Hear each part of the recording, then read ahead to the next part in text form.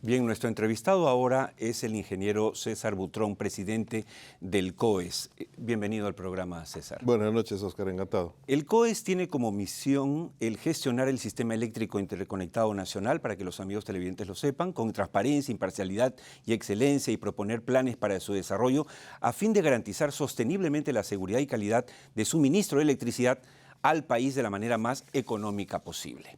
Y por eso lo hemos invitado. El tema de la electricidad es fundamental para el desarrollo. No hay desarrollo sin electricidad, en absoluto. Pero además en los últimos tiempos ha habido un incremento, estamos sufriendo un incremento de las tarifas eléctricas. Ahí mi pregunta, considerando que el tipo de cambio, la cotización del cobre y aluminio, así como los precios de los combustibles y el índice de precios por mayor, el IPM, influyen en el incremento de las tarifas eléctricas, usted que sabe de estas cosas, César, ¿podría decir que es absolutamente predecible que siga el aumento de las tarifas eléctricas? En principio sí, efectivamente todos estos indicadores económicos afectan directamente a las fórmulas polinómicas de reajuste de los precios de todas las etapas del proceso de producir electricidad, porque no se olvide que hay generación, transmisión y distribución, cada uno tiene características diferentes. Pero en todo caso, todos sí afectan. Pero hay que precisar que esto no es un incremento estructural de tarifa, sino que es un reajuste para mantener su valor del dinero en el tiempo. Porque si se ajusta por inflación es solamente para mantener el valor del dinero. Ahora, no necesariamente es automático que va a ser así, porque podría ser, por ejemplo, que esta crisis internacional de subida de precios de todos los insumos y la energía afecte a China y China deja de consumir cobre y aluminio y a lo mejor baja el precio. O sea, sí es matemáticamente que va a ser así, pero no necesariamente podemos asegurar que el 100% del tiempo va a seguir subiendo sin parar. Ahora, en Europa, y lo hemos reseñado aquí en el programa, en varios segmentos, están empezando, por ejemplo, en Francia, como usted sabe, a apagar las luces, ¿no es cierto?, de museos en la noche, de la famosa Torre Eiffel, y obviamente en Alemania, en muchos países de Europa se está aumentando la tarifa eléctrica, se está pidiendo no usar agua caliente, etcétera. Pero no es el caso peruano. ¿Por qué en el Perú suben las tarifas?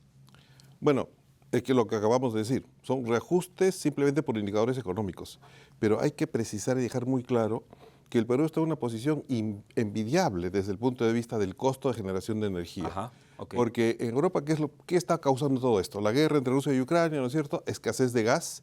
¿Y el gas? ¿Y el gas es el qué? El gas es el principal impulsor que tiene. Tienen muchas renovables, pero todavía tienen mucho carbón, nuclear y gas.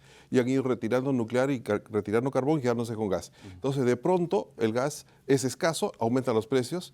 Y fíjense usted, para que veas bien la diferencia, mientras en el Perú estamos con costos del mercado a corto plazo entre 26 y 30 dólares el megavatio hora, Europa está llegando a 300, a 250, wow, ¿qué tal 280. diferencia?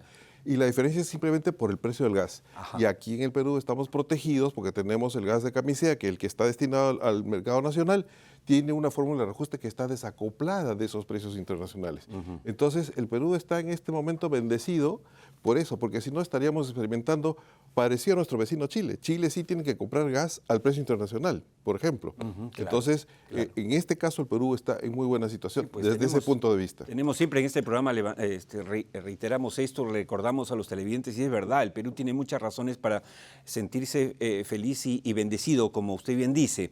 Ahora, en este contexto, entonces, ¿el gobierno puede detener el alza, el incremento de la electricidad, o eso sería, digamos, meter manos en el mercado y crear problemas peores?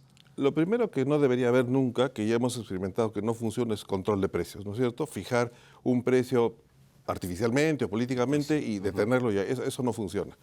El gobierno lo que puede hacer, y lo ha hecho, en el caso del sector de electricidad, ha hecho algo bastante bien, que es utilizar un subsidio que es focalizado y lo ha incrementado. El FOSE, que es el subsidio a los usuarios que consumen menos de cierta cantidad de kilovatios hora al mes. Que ahora beneficiaría a 1,5 millones. Va a beneficiar a más gente, porque antes solo abarcaba hasta los que consumían máximo 100 kilovatios hora al mes, ahora va a abarcar hasta los que consumen 140. Ajá. O sea, va a aumentar.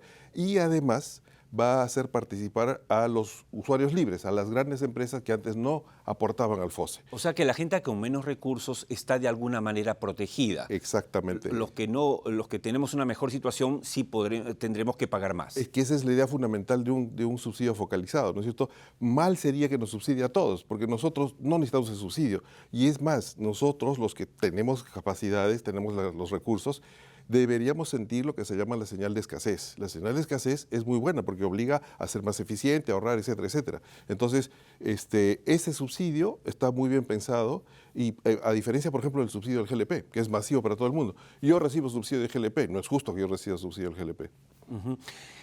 Tomando en cuenta que las centrales hidroeléctricas que hoy tenemos y los proyectos como Sangabán, siempre confundo, tres. De Hidroglobal, ¿podemos afirmar que contamos con seguridad energética, que es un tema recurrente y que ustedes siempre están poniendo sobre la mesa? A ver, la respuesta tiene dos partes. Existen proyectos, voy a hablar coloquialmente, a montones.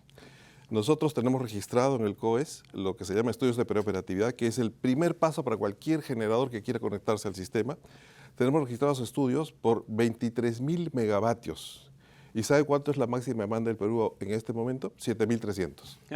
¿No? Entonces, de que hay recursos, de que hay inversionistas que están interesados en desarrollar, que hay proyectos identificados que ya están haciendo estudios, hay bastante, de sobra.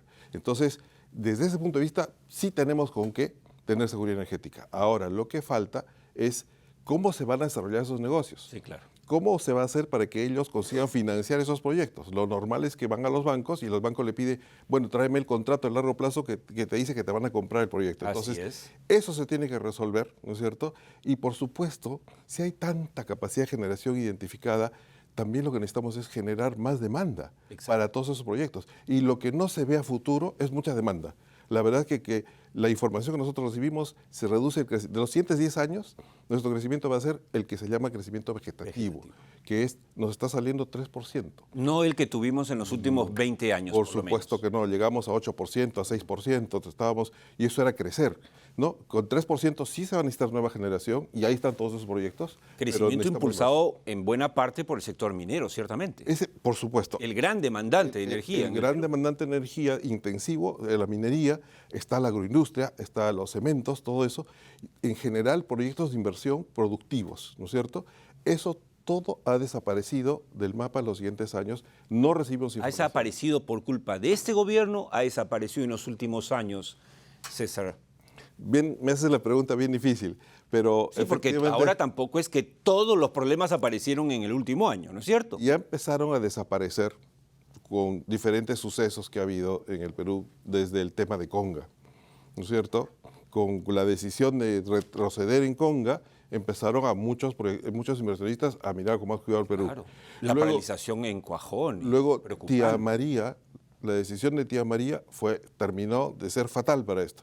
Y ahora, con los últimos anuncios y cosas, este proceso está cada vez más desapareciendo las posibilidades de inversión, la gente interesada en invertir. Bueno, yo creo que el punto último que hemos tocado es muy importante. Es decir, si queremos medir un poco si el Perú está deteniéndose o no, aquí tenemos un termómetro. Y es si hay o no demanda de electricidad. Exactamente. Y entonces lo que nos está diciendo el presidente de COES en Tierra Adentro es que no ven ese crecimiento que veíamos antes. Exactamente. Se está ralentizando la demanda de electricidad en el Perú y eso preocupa. Sí, solo una cosita más que había mencionado centrales hidroeléctricas, etcétera, pero vale la pena que conozca la gente que de todos esos 23.000 megavatios de proyectos, son 10.000 de proyectos solares y 8.000 de proyectos eólicos. O sea, para quien esté diciendo no hay interés o el COE se opone, no es cierto. Eso es donde más interés está. De acuerdo. Muchas gracias, César. Muchas gracias. Mucho gusto.